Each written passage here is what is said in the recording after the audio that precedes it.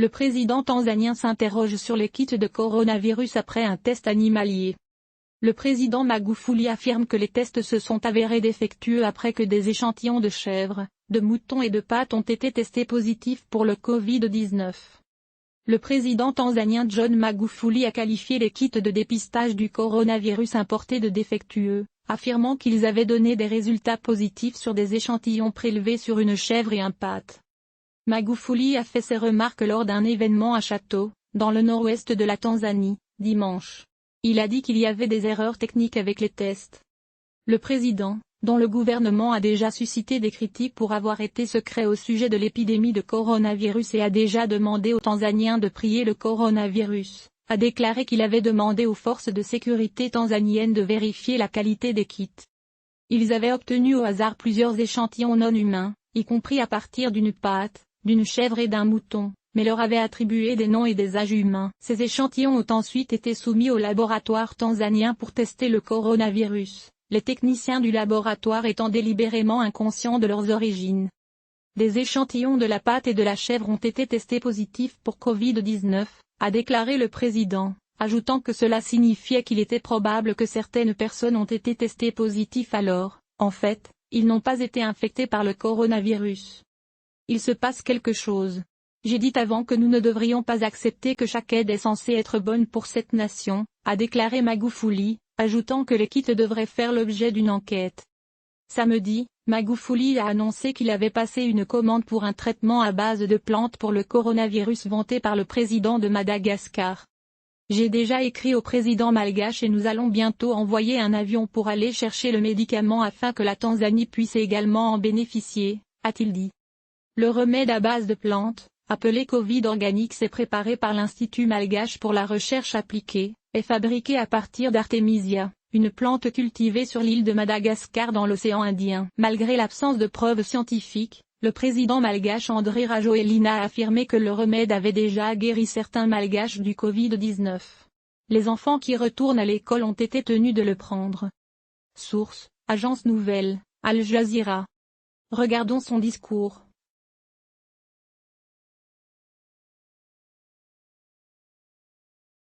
Tulichukua sample za mbuzi, tukachukua sample za kondoo, tukachukua sample za papai, tukachukua sample za oili ya gari na sample za vitu vingine mbalimbali, tukavipeleka pale kwenye maabara bila wao kujua, na tukazipa majina. Sample ya oili kwa mfano iliyotoka kwa gari tulilipa jina ya Jabiri Hamza mwenye miaka 30, male. Ile ilileta negative. Tulipopeleka sample ya fenesi ambalo tuiipa jina la Sara Samuel miaka 45, female, matokeo yake yalikuwa unconclusive. Tulipopeleka sample ya papai tukaipa jina Elizabeth Anne miaka 26, female, papai lile lilikuwa positive kwamba lina corona. Maana yake maji mle ndani zilizotolewa mle kwenye papai ni positive. Tulipeleka sample ya ndege Kware, imekuwa positive.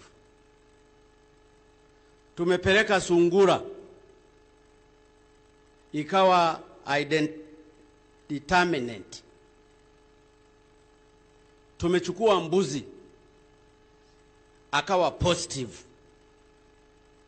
Tukachukua kondoo, akawa negative, na kadhalika na kadhalika. Sasa ukishaona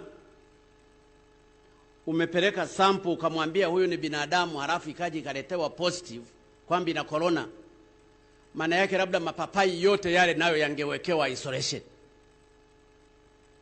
Ukipeleka mbuzi za sample nazo zikawa positive, maana yake mbuzi wote tulionao hapa labda by assumption, au huyo mbuzi waliopelekwa nao walitakiwa wapewe kwenye isolation.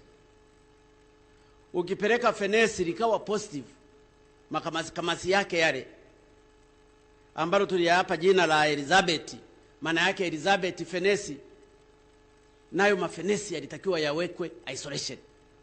Kwa hiyo ukishagundua kitu hiki, lazima ujue kuna mchezo wa ajabu unafanyika kwenye vipimo hivi, kwamba kuna mambo ya ajabu yanafanywa katika nchi hii. Aidha wahusika wa laboratory ile wamenunuliwa na mabeberu, aidha hawana utaalamu, which is not true, kwa sababu maabara hii imetumika sana kwenye magonjwa mengine. Aidha zile sample zinazoletwa, kwa sababu mpaka reagent zinatoka nje, mpaka zile swap, zile vipamba vya kuweka kwenye nani mle vinatoka nje. Kwa hiyo lazima kuna kitu fulani kinafanywa. Na kama mapapai nayo yanaonekana ni positive, yana corona, basi WHO inatakiwa ifanye kazi kubwa katika haya. Na kama mbuzi nao wana corona, na kama hawajajua hii corona ina affect binadamu au ina affect mbuzi au ina affect hata miti, basi wanasayansi hatujafanya cha kutosha katika hili. Kwa hiyo kuna watu, kutokana na extrapolation ya hizi information nilizonazo, lazima kuna watu wameambiwa positive wakati si wagonjwa wa corona, na inawezekana wengine wakafa kwa hofu. Papai lile lipo halijafa, lipo tu linaiva. Mbuzi yule yupo tu wala hajafa. Fenesi lile lipo, labda lije lioze tu baadaye ya muda wake, lakini yale ni positive na vitu vingine. Kwa hiyo natoa wito kwa Watanzania, msiwe na hofu, na hasa kwa wale ambao bado hawajachoka hata hajaumia. Kwa nini uwe na hofu? Mbona mafua yamekuwepo, ila haya ni mafua ambayo yako advanced, nayo yatapita. Lakini kile kitendo cha kukuta hata papai la kula nalo lina corona mule ndani, wala si kwa ganda kwa juu, kwa sababu zile sample zingechukuliwa kwa juu, wangesema labda aliyeligusa ana corona, lakini wametoa with specifications kabisa vizuri, wakachoma ndani mle, wakaingiza kile kiswapu. Wangeweza wakasema huyu mbuzi labda alishikwa akaingiwa ndani na mtu akampa corona, lakini mbuzi awe na corona, fenesi liwe na corona, papai liwe na corona, ndege kama kwale awe na corona.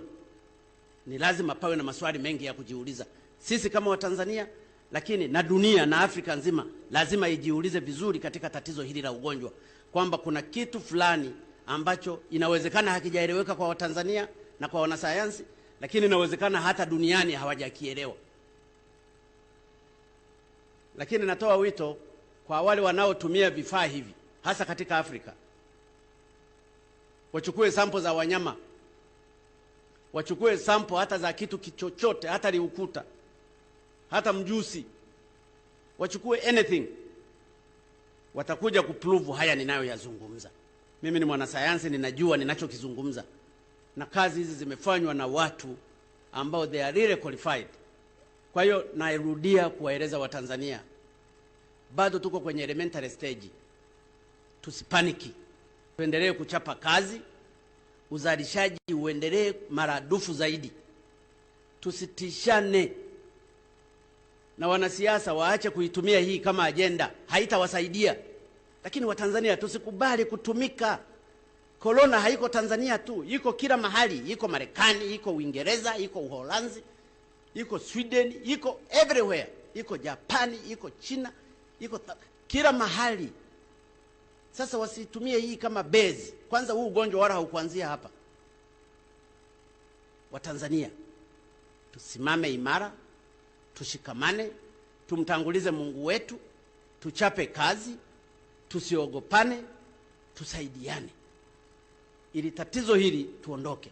Na wale wanaoendelea kufanya mbinu za kijingajinga kama hizi ambazo nimezisema, kwamba papai nalo lina corona, kwale ana corona, mbuzi ana corona, ni lazima katika scientific approaches watu lazima wafanye kazi ni waombe wataalamu wetu, vyuo vikuu, Sokoine, University of Dar es Salaam, vyuo vyote, NEMRI na kadhalika. Huu ndio wakati wa kufanya kazi na kuonyesha integrity zenu za kufanya research. Kwa sasa sina uhakika sana na mkuu wa maabara hii kama nafahamu, kwa sababu hata tulipokuwa tunapeleka zile sample hatakumjulisha. Yeye amepima akijua ni sample za binadamu. Lakini kwa nini na yeye hakufanya trial kwenye siku za nyuma ili kujustify kile kifaa anachokitumia? Kwa hiyo kuna mambo mengi ya ovyo ovyo humu ndani.